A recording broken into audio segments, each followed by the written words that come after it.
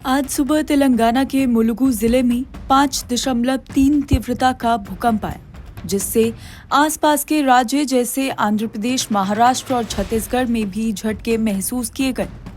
भूकंप सुबह 7:27 पर आया और इसका केंद्र जमीन के 40 किलोमीटर नीचे था। हैदराबाद समेत कई इलाकों में कंपन के कारण लोग डरकर घरों से बाहर आ गए।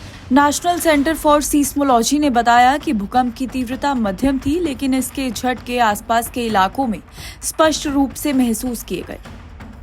भूकंप क्यों और कैसे आता है, एक बार वो जान लेते हैं। धरती के नीचे 7 प्रमुख टेक्टोनिक प्लेट्स लगातार घूमती रहती हैं। जब ये प्लेट्स टकराती हैं, तो वो जगह फॉल्ट लाइन कहलाती है।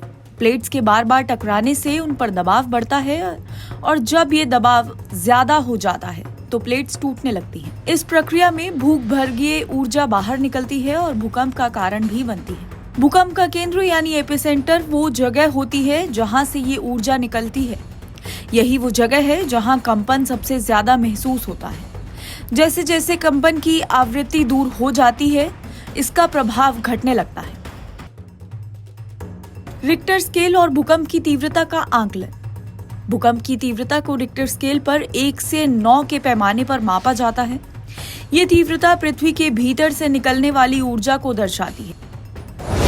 0 से 1.9 ये कंपन केवल सिस्मोग्राफ के जरिए ही रिकॉर्ड होता है। 2 से 2.9 हल्के झटके महसूस नहीं होते हैं।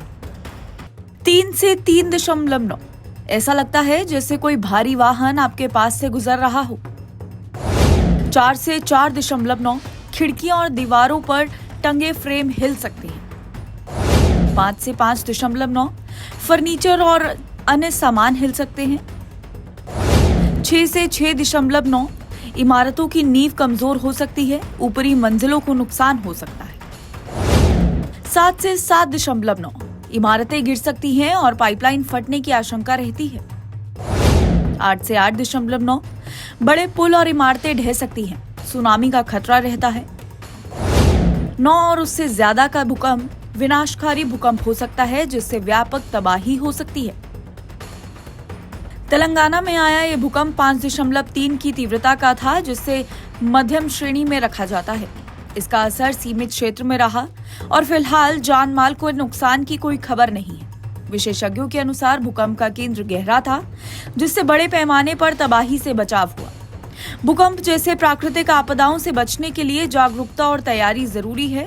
भवन निर्माण में मजबूत तकनीकों का उपयोग और भूकंप रोधी संरचनाओं का निर्माण इस दिशा में अहम कदम हो सकते हैं। एनबीटी ऑनलाइन की रिपोर्ट।